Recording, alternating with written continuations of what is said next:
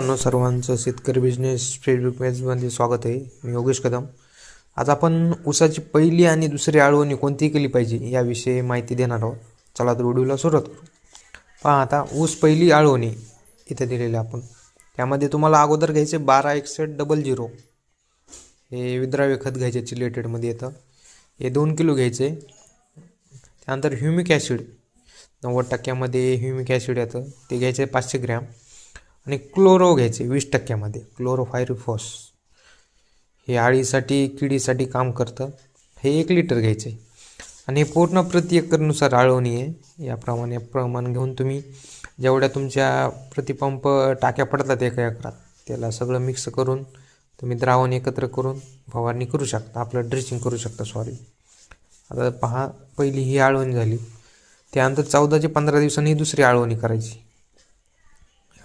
दुसरी आळवणी पहिलं घ्यायचे तुम्हाला युरिया 6 किलो. त्यानंतर 126100 घ्यायचा डबल 3 किलो.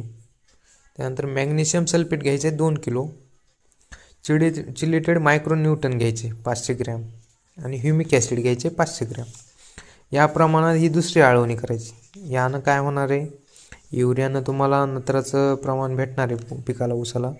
1261नं ऊसाचा फुटवा चांगल्या प्रमाणात निघणार आहे. मॅग्नेशियम सल्फेटने पानाची रुंदी वाढणार आहे, चांगल्या प्रकारे ग्रोथ होणार आहे. मायक्रोन्यूटननं पण मुळ्यांची वाढ, जो अन्नद्रव्यांची कमतरता आहे मायक्रोन्यूटन सूक्ष्म अन्नद्रव्य, ती भरून निघणार आहे. आणि ह्युमिक ॲसिडनं ज्या व्हाईट रूट आहेत म्हणजे पांढऱ्या मुळे आहेत, ते वाढणार आहेत चांगल्या. पांढऱ्या मुळ्या वाढले की बाकीची अन्नद्रव्य उचलण्याची कॅपॅसिटी ती ऊसाची वाढणार आहे.